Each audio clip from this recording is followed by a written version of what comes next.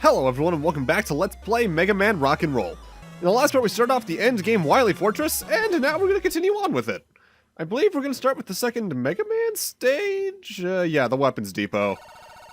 Which, out of all of the Wily stages in this game, I'd say this one's arguably the most dangerous, and this is what I was talking about last part, where you can get bonuses very early on even for getting the previous locks.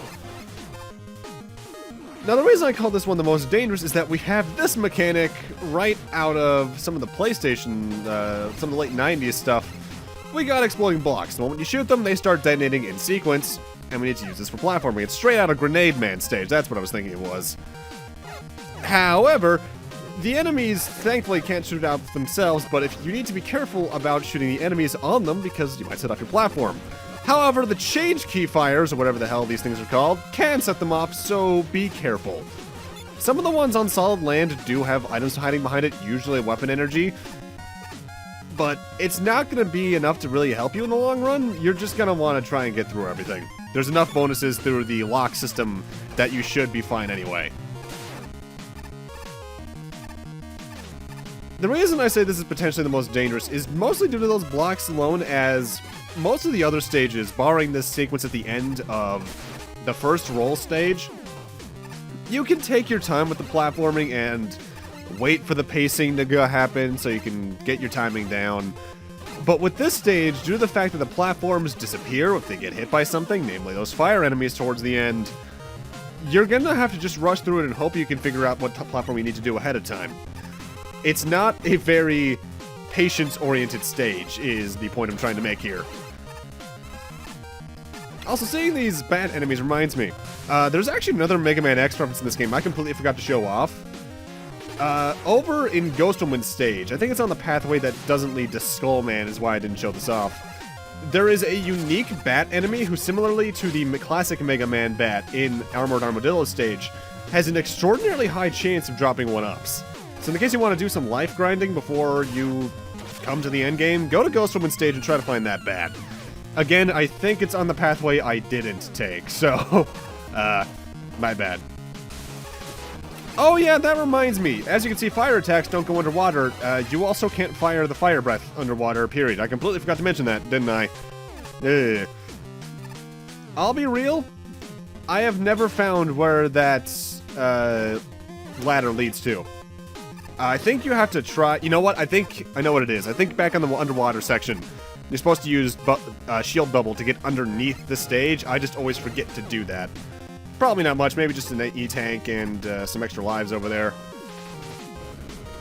And now it's time for Fireman to help us out. And this is a bit odd because they try to do the darkness gimmick here, but there's nothing really to worry about. I think the platforms do have holes in the middle, so you want to jump over them rather than anything. This is more so Fireman flexing his abilities compared to some of the other ones, as we could very easily get through this without him. You know what? Go ahead and flex your abilities, Fireman. You're my favorite one from Mega Man 1. But now we have the second level red lock unlocked, so we'll now be able to get not only extra bonuses in this stage, but in the second roll stage. This is the point where you have to not rush, or no, where you have to rush rather, because otherwise these giant fire enemies are going to ruin your day. Also, kick-ass song here. This game's soundtrack, I haven't talked about as much. I think I only maybe mentioned that it's a good soundtrack once overall. But the Wily Castle themes especially are fantastic stuff. Oh, hi! That's Evil Eddie. He's Eddie but evil. He'll try to take that E-tank away, and if he gets too far, I want to say about to maybe that last platform there, he'll just jump off screen with it for you to never get that one again. I want to say he maybe shows up in one of the alternate pathways I didn't show off due to doing the friend rescuing, but don't quote me on that. Huh, you know, this entire sequence seems oddly reminiscent of something from Mega Man 1. And there might be a reason for that. Because the boss of this stage is weak to Polar Woman's weapon, first off, so get that out, sort of. The boss of this stage is CW-02P. The robot from Mega Man 1 has been upgraded. Now, I say it's weak to Polar Woman, but that's only half true. When you freeze it, it turns somewhat into something right out of Frost Walrus' stage in X4. You then need to follow that up with a blast missile to actually do enough damage to make it move on to the next phase. Like the original one, each colored unit of this robot does a different pattern, but they're relatively self-explanatory. Like this one is at home, shots in directly on you. There's one that just sends them out in spirals. This one sends bombs that follow you, so on and so forth. It does unfreeze after a while, but as long as you can keep a good pace up of freezing it and then hitting it with the missile, you should be fine. With that said, don't be ashamed if you have to use an energy tank during this fight, because there can be a lot going on depending on the phase you're on. And that's Wily 3, quote-unquote, done. Again, potentially one of the harder stages out of this game, just because you can't sit back and relax. You kind of have to be on your feet, otherwise you're going to die. And now time for probably the other most dangerous stage of the game. Alright, now you're going to see me kind of standing still here for a moment. If you pay attention here in the background, you can notice that directly to rolls left and right, there are 2 tiles on the wall that are different. That's because there are 2 yoku blocks here that take a while to show up, so you don't actually have to actively use beat to get up to this 1-up and weapon energy.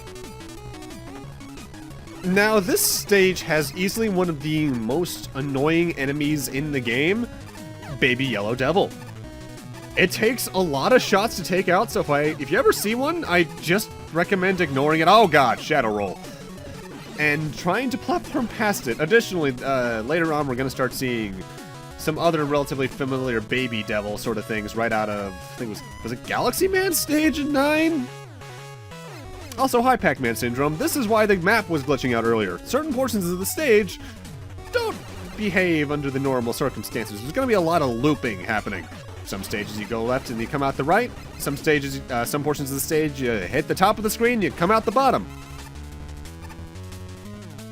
This is easily one of the best, I don't want to call it anti-gravity, even though there is some of that sort of later on in this stage. But I just really like this kind of level gimmick, and I'm sad it doesn't really get used more in other platformers. Yeah, you know, Pac-Man. Also, I should note, if you want to get that 1-up on the top right of the screen, you want to, when you get here, use a blast missile on that block on the top left. It blends in really well compared to some of the other breakable blocks, but it's there. Oh, I missed my jump. That's sad. That is something I find happening to me every now and then, but it's mostly just because I'm overestimating how much height the double jump gives you with roll, even with the upgrade that makes you hover a bit further. As the double jump really is, as I've mentioned, I think once, meant for distance rather than height. Because Megaman could not make any of these like 5-6 tile jumps. Roll is the only one who could.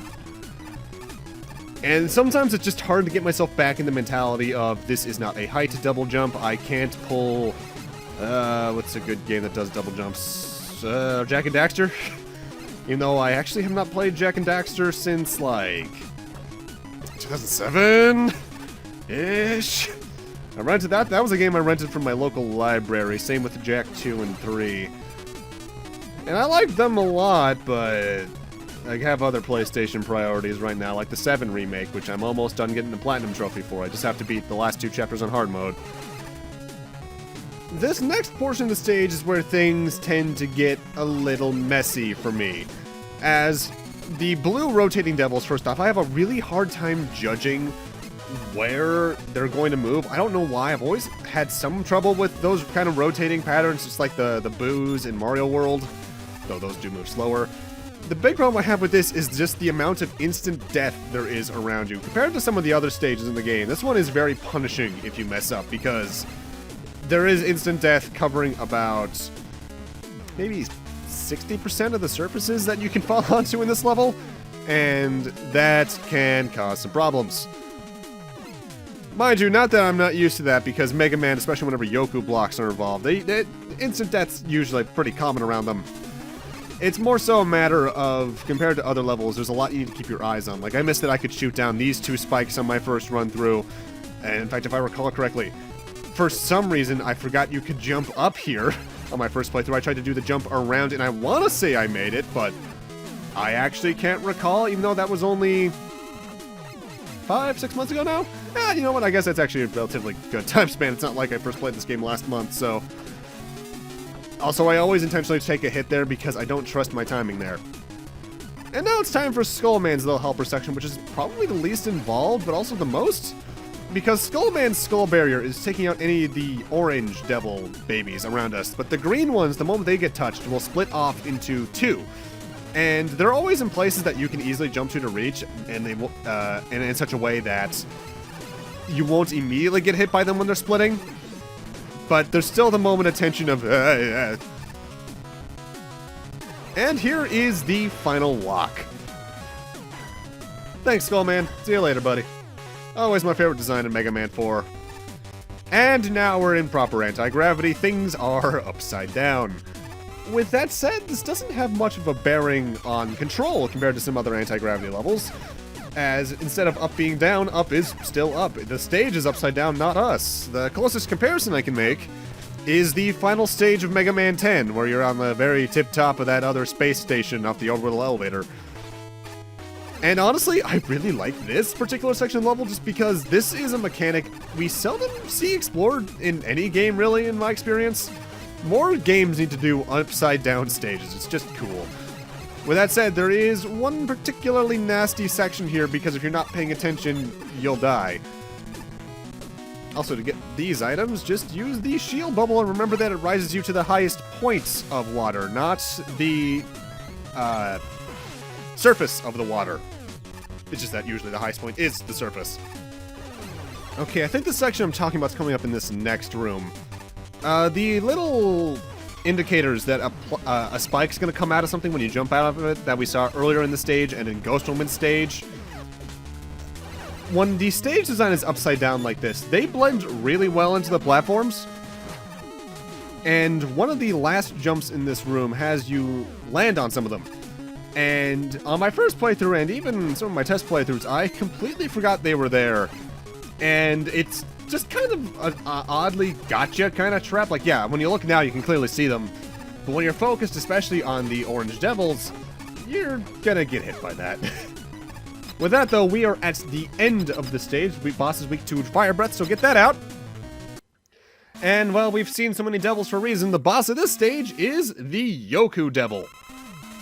This fight's interesting in that we have the vertical loop going on here, so you never need to worry about falling into the bottomless pit. The Yoku blocks are twofold in purpose here. One, they can catch you in such a way that you can attack the Yoku Devil directly, but some of them also eventually become enemies indicated by the red eyes, and they're always placed diagonally from the Yoku Devil. So if you shoot one with the fire breath, the little split off will also hit the Yoku Devil, meaning that there's just a lot of opportunities to hit this thing. It's arguably the easiest devil I've ever had to deal with, and as you saw there, you can even stand on top of it. Compared to its brethren we've seen in other games, kind of the easiest devil ever. I like the fight a lot, though. But with that, we've unlocked all 4 locks thanks to our buddies throughout the Wily Castle, and for doing that, we're gonna get a little bonus here. That silhouette looks familiar, doesn't it?